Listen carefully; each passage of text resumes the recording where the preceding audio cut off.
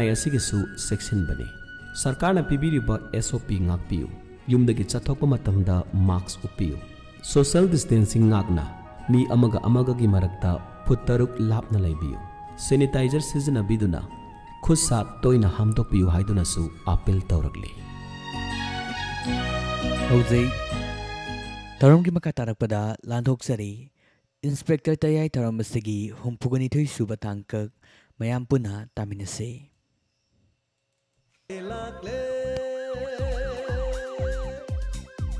Inspector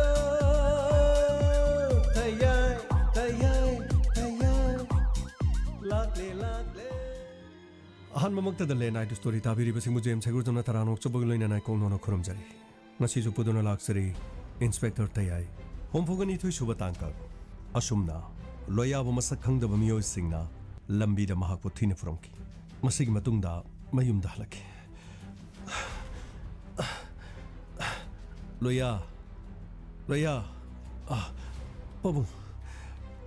kari tawre kai dorge nangbo pabung masak khangda ba miyo khrana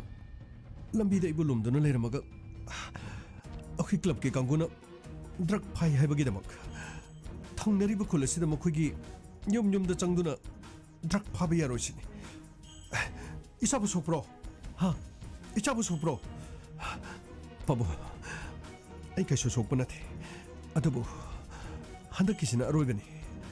masigi matungdagidi afabu oiroisini loya aigidi nangna loirabani karigoma nangna fadanungda tholabadi ipati karigoigani pabu makoina tawninga tawsan lamdam masida fatraba drug aduga inkalaknibana hakya maru phangna muthan enamagidama asigumani sa singna sina ekhoibu khwang koiselaklibase ekhoidama gengduna lergadra paw loya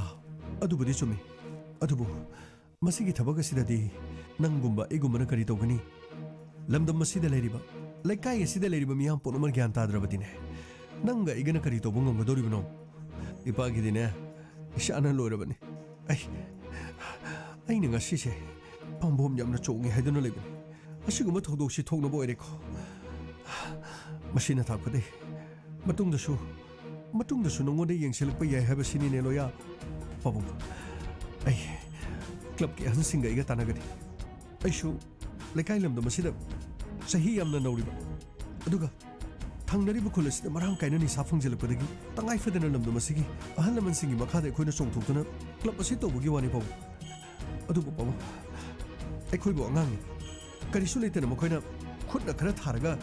fubu chebe kihlaga lambi asitagi makhoina aikhoina lapthokragani haiduna khalibo khando madugi onate nabadal hengari pau nate loya mado nang yamna ngangwari club asida nongondagi chahi hanba kya marom yorongani khara daite khangbo makhoina thawuk pohalaga nakhoina laptok lebeda kari kaige loya pabo lamda masina mayai ka bani shana khwang koisel padagi natro aikhoigi imungda boba chaitheng phangibada pabo kari no hariba sibu loya pabo aina ngangori de thokiba thodogato kariguma pabung amadi maipakna nisa season da batarabadi thodogodu tholumari pabung adubudi chumida masidine mi ama khaktagi atatai oina tahanbi yaba thabak ama natini kero lekai da leiriba yumthong khuding da leiriba mi ama mano tholuktuna asiguma thaba se tingna bo honadrabadi awaba ta gadoribani kari shukana ba phangwa sheyemo ipagide nangna thawaine nangna phatanungda thokrabadi ipadi kari oigani ha ipadi kari oigani pabu ai pabungge sengmo machawarabadi asigumba phatraba singa sige mayokta ai matam punukta lepanga boijagi amukhaktam pokpa mioi pokta karige damukta pabung shibagi damak karigi kige dabage aina toribase ai isa khaktagi aduga isagi oijaba khanduna ina hona kiba leitiye phare pabung ai imung dam ta changki hoi chong hauji matamda mi amana phattaba khongdang thanglakpa matamda kanana karisu takpa ngamanathi taklurabasu hairurabasu ꯀꯔꯤꯒꯨꯝꯕ ꯑꯃꯇ ꯃꯁꯥꯅ ꯈꯪꯅ ꯃꯥꯒꯤꯗꯃꯛꯇ ꯐꯅꯕ ꯍꯥꯏꯔꯤꯕꯅꯤ ꯍꯥꯏꯅ ꯈꯟꯕ ꯀꯅꯥꯁꯨ ꯂꯩꯕ ꯅꯠꯇꯦ ꯑꯩꯁꯨ ꯂꯣꯌꯥꯒꯤ ꯃꯄꯥꯅꯤ ꯍꯥꯏꯕꯗꯨ ꯆꯥꯎꯊꯣꯛꯆꯩ ꯄꯤꯛꯂꯤꯕ ꯆꯍꯤ ꯌꯥꯝꯗ꯭ꯔꯤꯕ ꯄꯦꯠ ꯄꯦꯠ ꯂꯥꯎꯔꯤꯕ ꯅꯪꯒꯨꯝꯕ ꯑꯃꯅ ꯅꯁꯥꯒꯤ ꯆꯍꯤ ꯐꯥꯎꯕ ꯃꯄꯨꯡ ꯐꯥꯗ꯭ꯔꯤ ꯀ꯭ꯂꯕ ꯑꯁꯤꯒꯤꯗꯃꯛꯇꯅꯤ ꯍꯥꯏꯗꯨꯅ ꯅꯈꯣꯏꯅ ꯀꯣꯏꯆꯦꯟ ꯆꯦꯟꯗꯨꯅ ꯂꯝꯗꯝ ꯑꯁꯤꯗ ꯂꯩꯕ ꯅꯈꯣꯏꯒꯤ ꯆꯍꯤ ꯂꯦꯡꯒꯥ ꯀꯌꯥ ꯊꯣꯛꯂꯛꯇꯨꯅ ꯉꯁꯤꯗꯤ ꯅꯤꯁꯥꯒꯤ ꯃꯥꯌꯣꯛꯇ ꯂꯦꯞꯂꯛꯄꯁꯦ ꯑꯩ ꯌꯥꯝꯅ ꯊꯥꯒꯠꯂꯤ ꯑꯩ ꯌꯥꯝꯅ ꯊꯥꯒꯠꯂꯤ ꯄꯥꯕꯨꯡ ꯃꯁꯤ ꯄꯨꯝꯅꯃꯛꯁꯦ ꯃꯅꯨꯡ ꯃꯇꯝ ꯆꯥꯗꯅ ꯏꯃꯥꯅ ꯂꯩꯈꯤꯕꯗꯒꯤ ꯑꯩꯅ ꯑꯉꯥꯡ ꯑꯣꯏꯔꯤꯉꯩꯗꯒꯤ ꯄꯤꯛꯅ ꯈꯟꯖꯔꯛꯂꯕ ꯋꯥꯐꯝꯅꯤ ꯅꯨꯄꯤꯒꯤ ꯃꯊꯛꯇ ꯆꯠꯊꯕ ꯃꯤꯑꯣꯠꯃꯅꯤ ꯅꯠꯇ꯭ꯔꯒ ꯑꯩꯈꯣꯏꯒꯤ ꯐꯪꯐꯝ ꯊꯣꯛꯄ ꯍꯛ ꯄꯨꯝꯅꯃꯛ ꯃꯗꯨꯒꯤꯗꯃꯛ ꯑꯩ ꯈꯣꯜꯂꯥꯎ ꯀꯌꯥ ꯀꯌꯥ ꯂꯧꯒꯅꯤ ꯄꯥꯕꯨꯡ ꯑꯩ ꯈꯣꯜꯂꯥꯎ ꯀꯌꯥ ꯀꯌꯥ ꯂꯧꯒꯅꯤ ꯑꯁꯨꯝꯅ ꯂꯣꯌꯥꯅ ꯅꯨꯃꯤꯠ ꯑꯗꯨꯒꯤ ꯊꯧꯗꯣꯛ ꯑꯗꯨ ꯃꯄꯥꯗ ꯇꯝꯈꯤ ꯃꯁꯤꯒꯤ ꯃꯇꯨꯡꯗ ꯃꯄꯥꯅ ꯃꯆꯥꯅꯨꯄꯥꯕꯨ ꯇꯨꯡꯗ ꯀꯔꯤ ꯊꯣꯛꯂꯛꯀꯗꯒꯦ ꯍꯥꯏꯗꯨꯅ ꯌꯥꯝꯅ ꯋꯥꯖꯔꯝꯃꯤ ꯑꯃꯔꯣꯝꯗ ꯏꯟꯁꯄꯦꯛꯇꯔ ꯇꯌꯥꯏ ꯒꯥꯡꯃꯩ sir ngasi Rajen gi case asida cheneri ba punamaki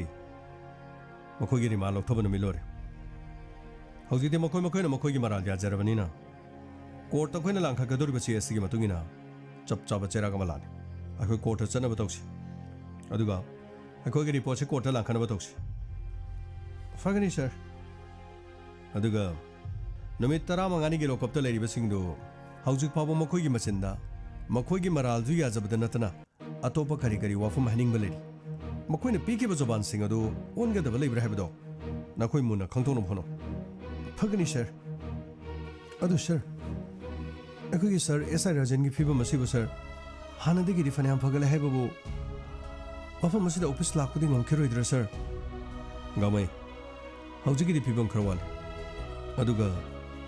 मतम खर महाक पोथाबगी तंगाय फदबले अमरोम द केस असिदा चेनरिबा महाकु थीना फुरुकिबा मिसिंग अदो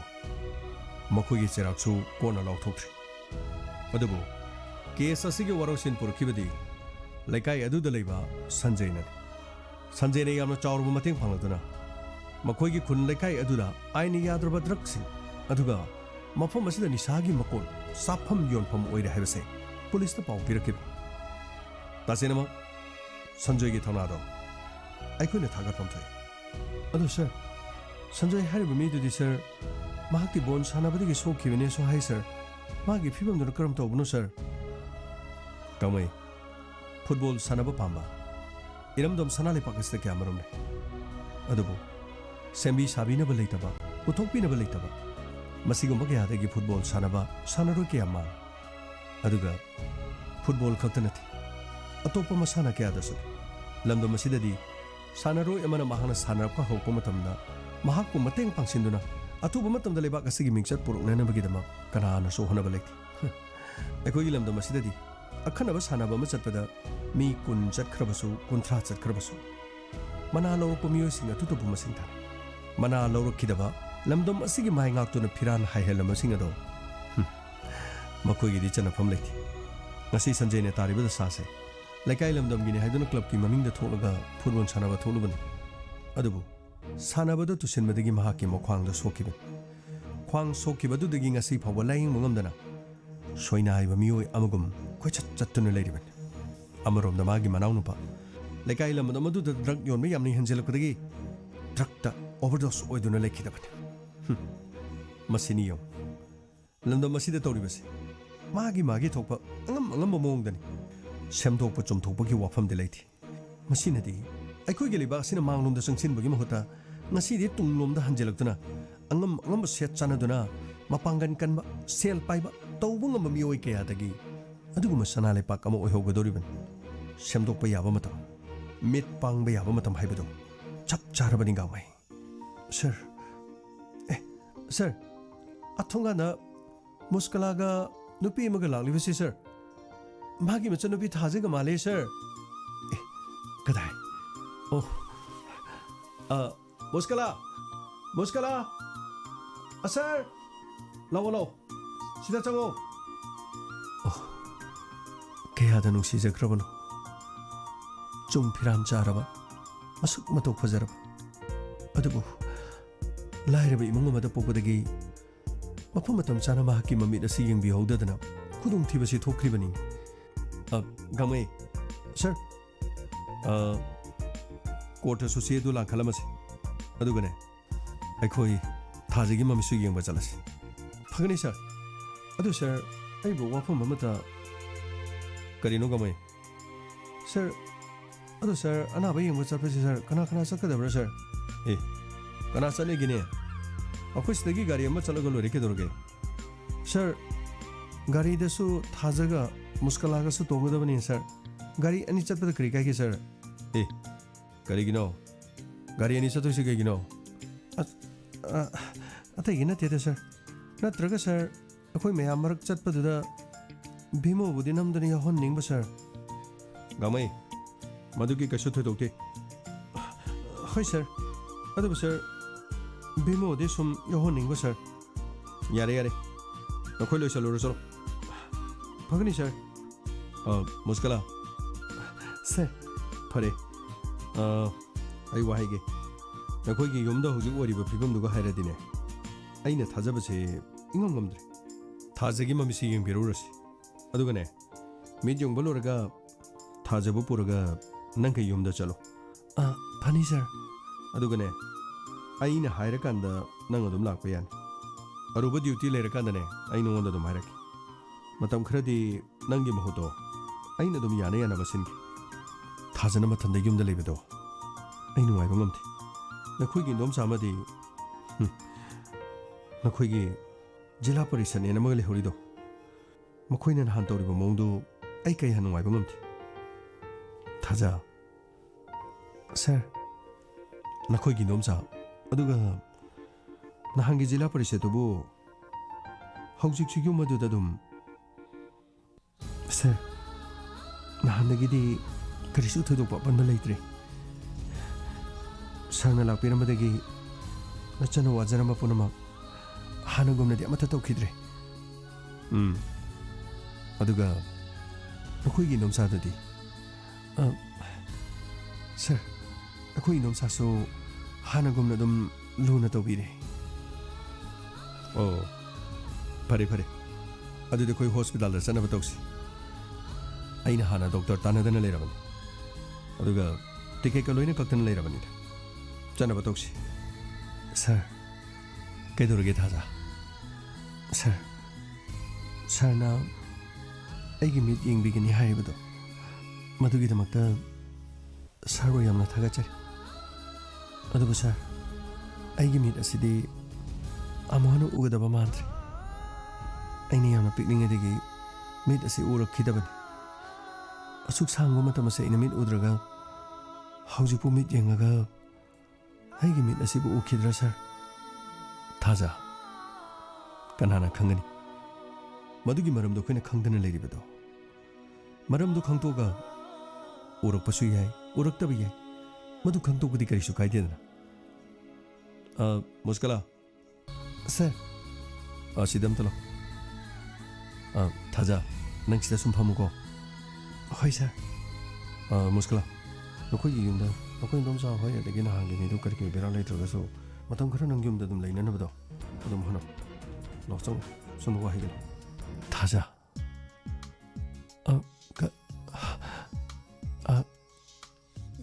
दाबी मोरो माने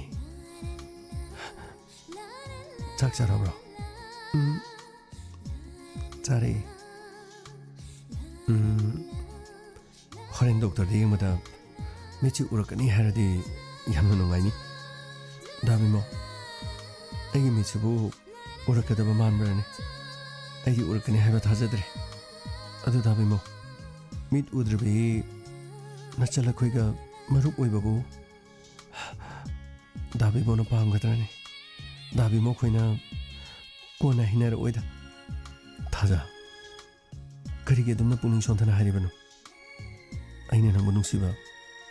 नंगी नफमदा कलकपा अपामबा मदुगी दमक्ता नते नंगी पुंसिबु नुंसिजबने अइबु लाना लौबिगनु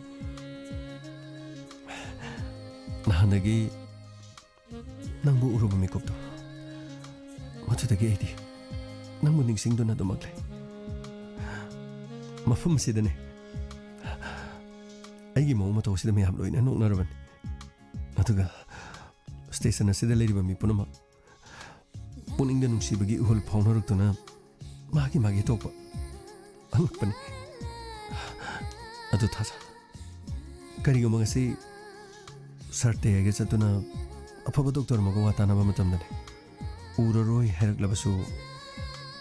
bimo age thamoi dati nangi nungsibagi chang kariguma mata hantagadaba lekti ahoina do maduni hena nangbu nungsibe helakani khal aibu lana lobigano aidi tasena nangbu nungsi jaruri aigi saktam nangna khangdrabasu aigi maithong nangna khangbidrabasu aigi thamoi amadi aigi khonjel amati aigi nungsibabudi nangna khangbiu dabimo punchije ningba khudimaki thungdabani ko wai khudimak haibadi loina mage adubu thabak oina pangthokbadadi mase araiba madi oidi malai masida nupa nupi animak mit uba lon su thokpa na su taba khong khochu tektaba matik chana su leiba awat apa so amata leitaba adubu makhoi masen phawa yanaraktaduna inthokne adubu dabimo nachalbu marup oina adumak tinabadi nachana kari su kaidi adubu dabimo na aibu tasenamak dabimo gi thawai makni haina khanjabadudi madugi matungda dabimo na aibu apenbu irakadaba mante thaja ai minamba amadi longnamba aduga namtha ai punchida madu torotri aduga ai tobusu toroi aibu thajabiu aduga thaja karigumba aigi wafamse thajana thajabidrabadi thajasu uba ngamdrabasu aigi thamoibu soidana khanglakani aini ngasi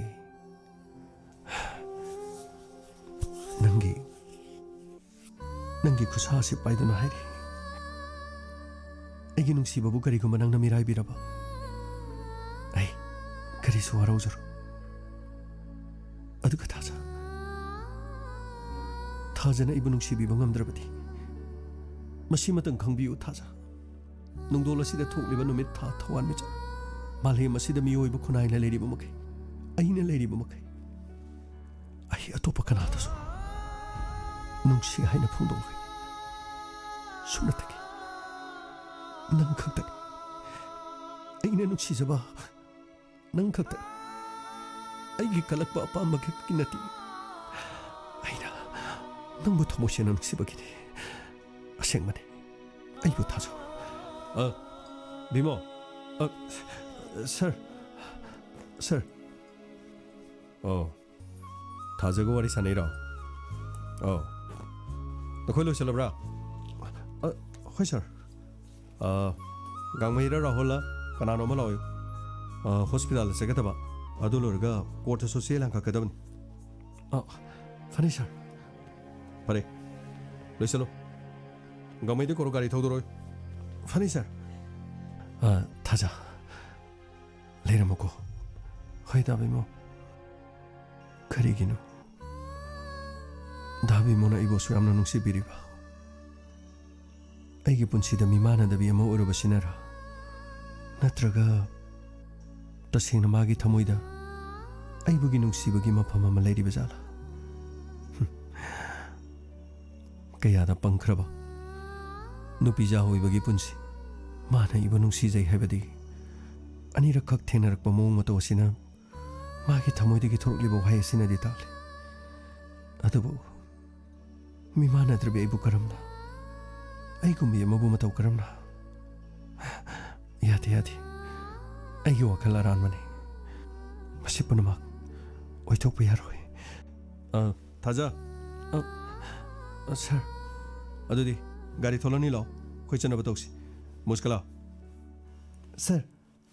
thaja gi mukha chambiro thonu batausi phani sir asumna station adudagi gari thodok tuna lakhi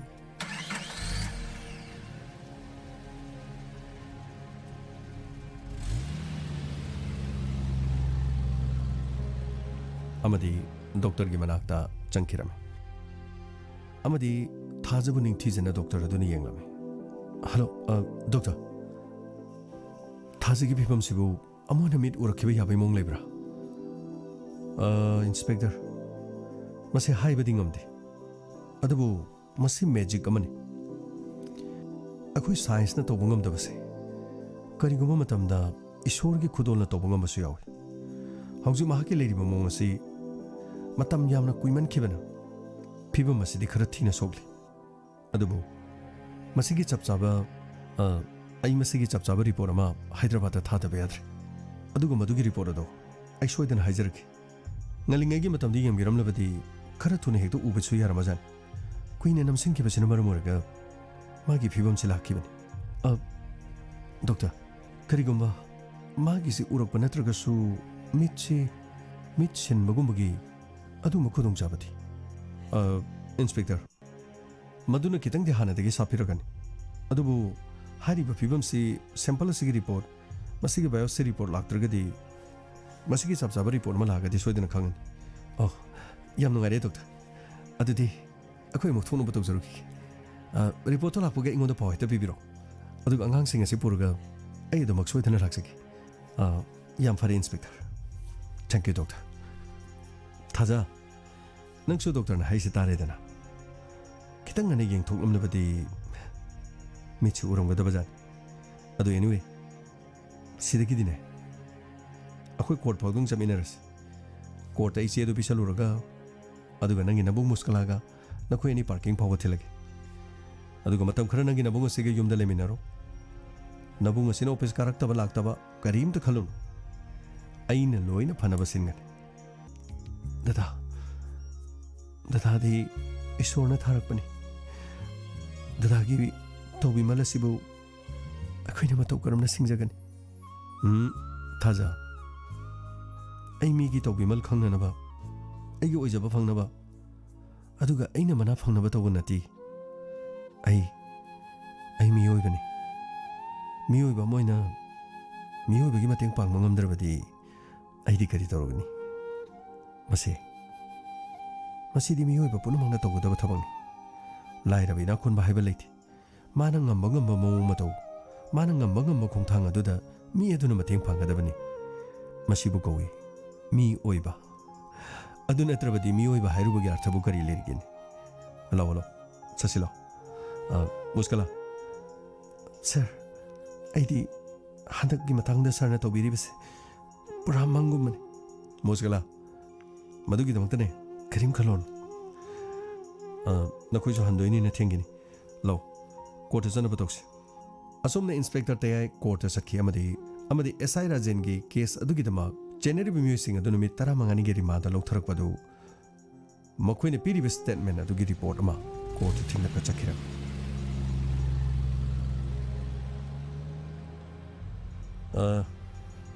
मुस्कला sir मनुंग चंगसे गामोय sir नंग solo funny sir ए इताउ बिमो sir ते आई सिंग असिदी यामना हेत्रा इताउ बिमो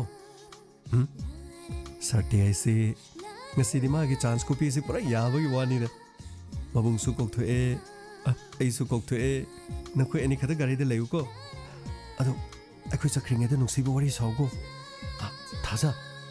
आइगे इताउ बिमो नको नंग यामना नुसि जबने अदो नंग सुमा बखरा नुसिबिउ को आइगे इताउ से यामना फबने बा आई गांगे केदोरगे सर लाए सर साना कौरे आई चलुखिगे अखोइना चे पिरगा थोलको मतमदा नखोइनि वारि लोरमुको थाजा मनुंगदि येंगदु रिपोर्ट करिनि हाइगे टेस्ट अमा बेंगलोर दा थाने है अदु थाबा लोरगा खंगनि है थाजा अदु खक्तरो अतैदि करी हाइगे बा अतैदि दाबिमा आई थोइना खंगदि खरंगना येंगमलबदी मिट उरमबसु याय है कुइना नमसिन्दुना लेखिबनिना थाजबदी वाले है अदुगा हानगी मिट नतबा डोनर अमगी मिट पालबदी उबसु याय है अदुबु मधु रिपोर्ट तो लागलबा मतुंगदा लोइने खंगने है ओ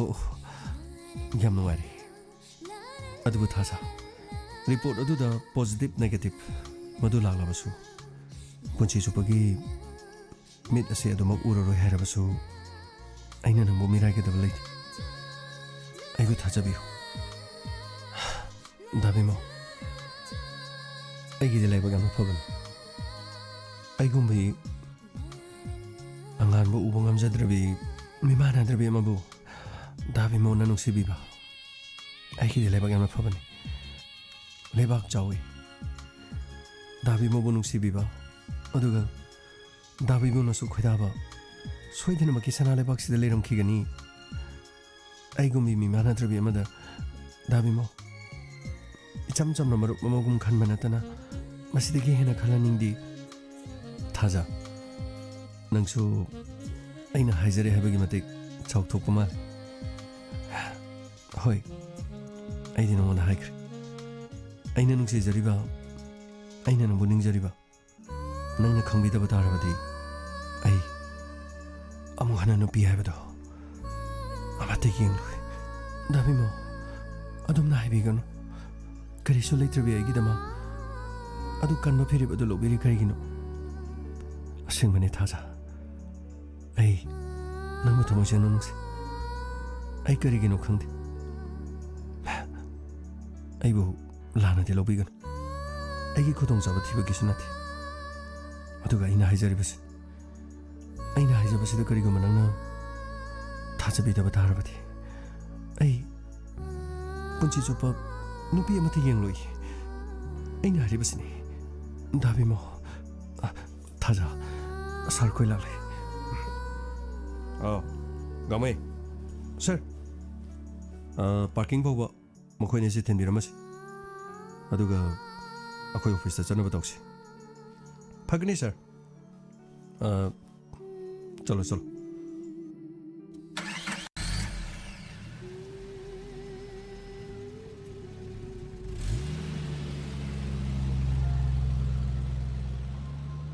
असुमना इंस्पेक्टर तयाई पार्किंग लाके मोस्कला सर अइना नंबु कौरकांदा नंग ऑफिस तोइना लाओ मतम खरदी इसल थाजबु ngaksendono leyo adugane नखोइगी इंदोम साखोई अदुगा जिला परिषदो मखोइगी मोंग मतौ करिगुम्बा हेक मोंग मतौ मतौरदि इंगोंदा पाउदो पिरो फगनी सर अदुदि सर एखोइ लेजाहरगे थाजा करिगुम्बा खुदोंग चादबा लेरबसु नबुंगदो पाउदो तमगरा नबुंगा तानरगने फोन तौबनी खंगदे आइंगोंदा सोइदनमकि पाउगे होलो अदुदि खोइ मुक चलगे सर याम नुंगाइजरे सर याम नुंगाइजरे सर अखोइगिदमक मतेंग पांगबिबा पुंची चुपगी सर अखोइना कैदोंगैदा कौजरोइ सर थाजा करिमता खलुनु फरे मुस्कला अदुदा खोइ चलुगी को फनी सर बस सर गाड़ी थौबा यारब्रा सर यारे थौरो करी वालीगे सर ऐसो मुस्कलादा वा मता हाइरंगे ए नसांगेदि हाइदबा करिगिनो सर कोई रोइए सर वा फट हाइरगा दुम गाड़ी थौरगे सर होय होय चलो थुना हाइरो मुस्कला नंगी नंबर दो फोन दो खरगा चलहलोने अन नचन पिदो फोन दो खरगा पाइहलो मासु करिनो फोन दो पाइबो खोटबो खरि तंबियो नंग युमदा लैबदो नंगना नचन पिसु फोन जो पाइहनदे नंगना फोन दो दम पाइसिलगा नंग करि तौ लैब्रा खंगदे नंगी चित्रा हार तौबदो युमदा खरा तोओने नंगी चित्रा हार तौरगा ननिंग निकपगा लैबदो खरा तोओने नचन पिदो फोन दो खरा ताकपियोने नंगसु कइनो हाइदुबो गामै असेंगमनि मुस्कला नंगना फोन दो दम पाइसिनदुनो लैरे नचन पिदि फोन तौबसु हाइदे पाइबसु हाइदे मेटपसु हाइदे नंगना खरा तंबिददि करिनो हंदक्ति नचन पिदो खोइ लाखोदा फोन पाइबे हेलोको नंगी फोन दा खोइ तौरकनी अदुदि थाजा नंग फजन युम जोरोको अदुगको नंगना फोन पाइबे हेबगा खोइदा फोन तौरो अखोइगी फोन नंबर दु नखोइगी तामोगी नंबर दु लोइनि यावबनी दा खोइ चलुखिगो होय होय दादा ए गमै लाउने लाक्चरे सर लाक्चरे ए बिमो नंग दि क्रिसो हाइरोइद्रो मी चलम दाइसि क्रिनो वाहि खरदि हाइबि याद्रो यारे गमै थौरो गरे थौरो अस मागी फना हाइबिबसु अखोइदो अमुकसु साविने मसिगी मीसिसु मथोंग चाबा मी नतेदा गमै गाड़ी थोरोने फगनी सर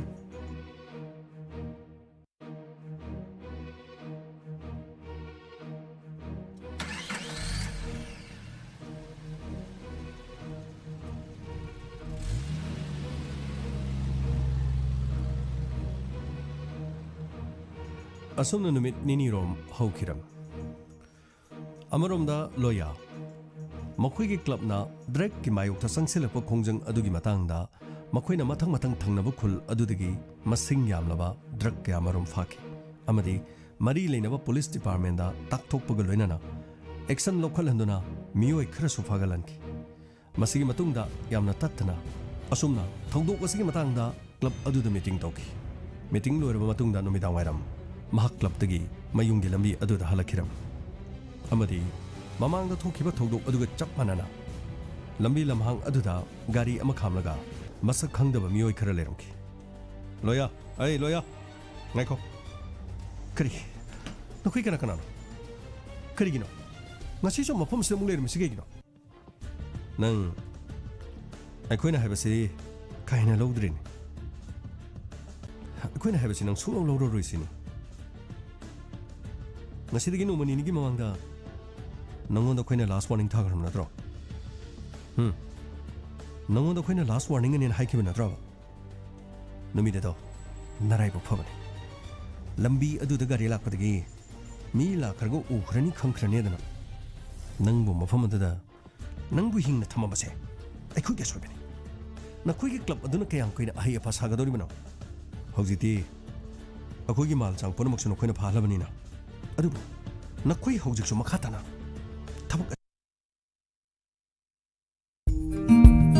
थागतचबा फोंदोकचबा कक्सिंग एसी की इकाई खुमनजरिबा एमएलए मयांग लंबम रामेश्वर सिंहना मियामगिदमक अचौबा मतेंग अमा पिबिदुना तेरा अमसुंग कोनसंग हाइना खंगनबा किलोमीटर अहुम लोम सांग लंबी असि नोंजु पंथागी मांगोइनना सेमजिन साजिनबगी थबकता मपुंग फाना लोइसिनजबा ngamjaki मसिगिदमक ऑनरेबल एमएलए बु हना हना थागतचबा फोंदोकचरी अमदी मतम सांगना प्रजागी सेवा तौबा ngamhanbinaba ताइबंग मपुगी मफमदा खुरुमजरी लोइना लबुक मयादी फाउरिबा लंबी असि सेमदा मतेंग पांबिरंबा प्रजा सेक्शन खुदिमपुसु थागतचबगा लोइना इकाई खुमनजबोचरी मियामगी तेरा अमसुंग कोनसांग लंबी डेवलपमेंट कमिटी कक्सिंग लोरे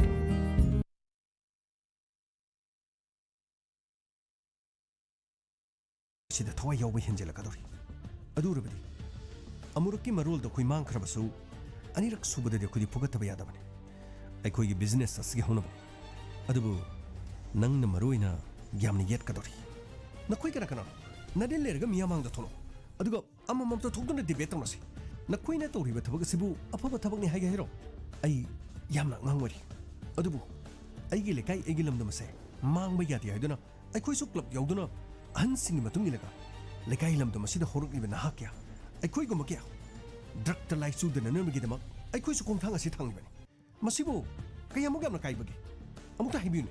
मसिबु कयामुग यामना काइबगेबा ए नंग अंगांग अमोइरबसु अंगांग निंगम बाइबदन कानारोय नंगबु हिंगना थंबा हाइबसे अखोइदा करिमता कानारोय तोरी ए अखोइ येंगदुन लेतुकेगिनो मखों मखुत चिपुनचनो गाड़ी धामचो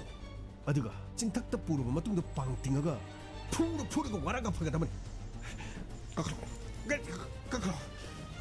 कखरो ए ngaiko ए चेकरो पुलिस ए चेकरो जेलबदी नथ्वाइ लोइ मांगनि ओइ लोइनो कइसेलो आमादा चेलंगी बेरो सुम कना सुम आई खनिंब्रो नोइ साइददी आई तरमदो मानदे अदुबु खंजलो आई गिमिंग इंस्पेक्टर तैयार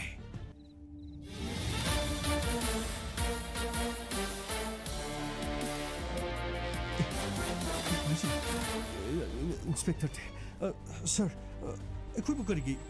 मफम असि अदुगी मरमदे नखोई याम फावरीने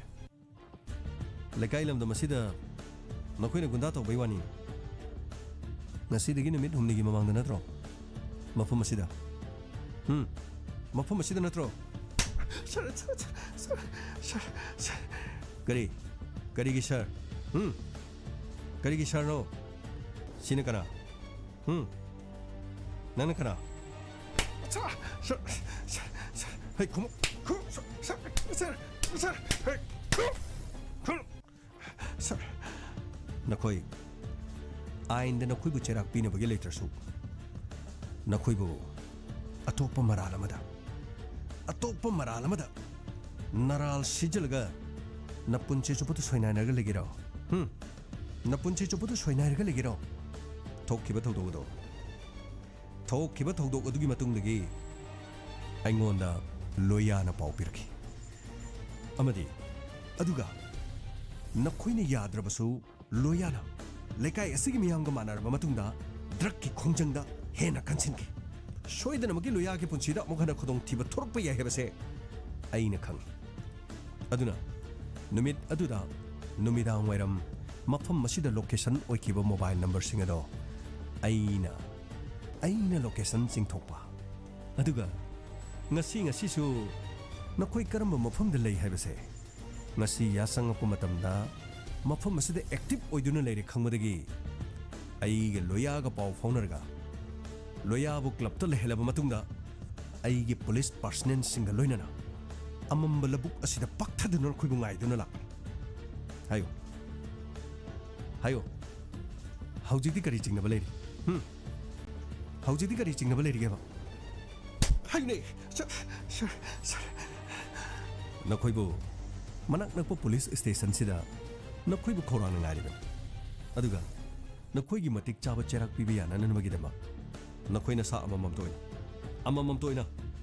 नखोइना कदाई द ड्रग ले नखोइगी युमदा नत्रग कदाई द लोले हेबदो आइंगोन हजिक ताकदम अदुगा फागलकपो पोलम सिंग अदुगा लोइनाना पुलिस स्टेशन सिदा मनिंग ममांग ओंथोकलगा मतुमरा लोयागी पुंसीदा हेक अपन बपिरको मतमदा मदुगी दायित्व पुनमक्तो नखोइना रोइगदा खंग्रा हायो या कुम दिन है हाइदिगे सर या हायो सर हाइदिगे सर गुड वेरी गुड नखोइ कदे द पोथमोई गुली ने कराइले होबा गुली ने कराइले होगे नखोइ अमममना यामद्रबद लुपा करोड़ अममदगी ताबा यारो लुपा करोड़ अममगी पोट नखोइना ताकदबनी सर अदु यौनदि लेजदे सर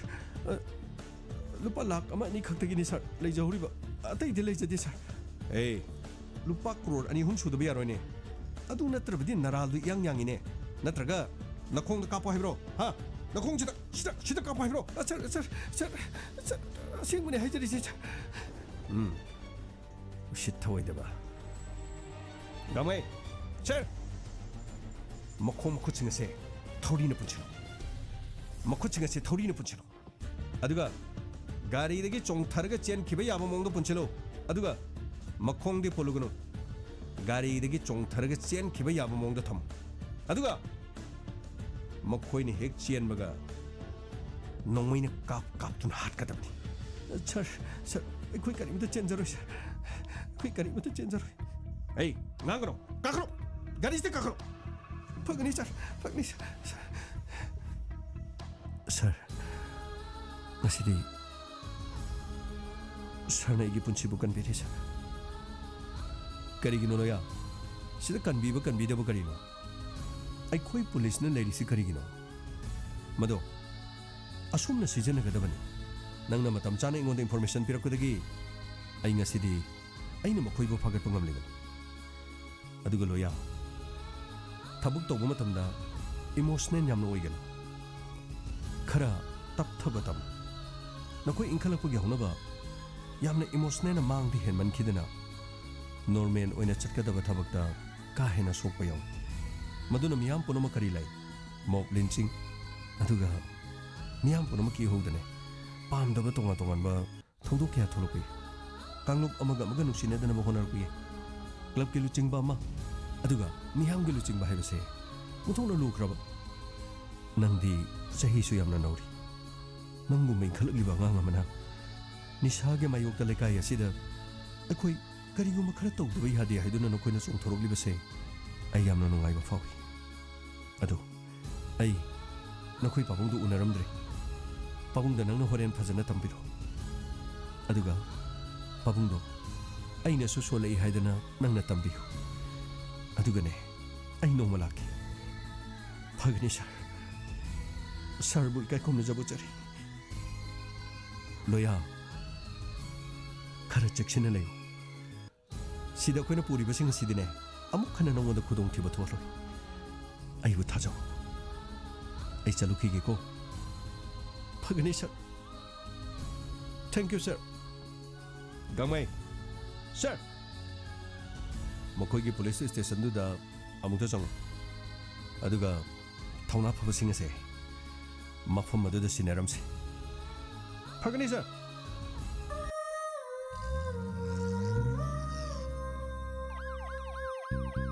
लाकले इंस्पेक्टर तैयार लाकले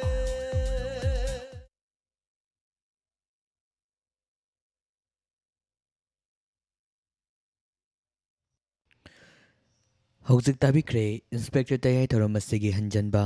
हुमफुगनिथोई सुबा तांकक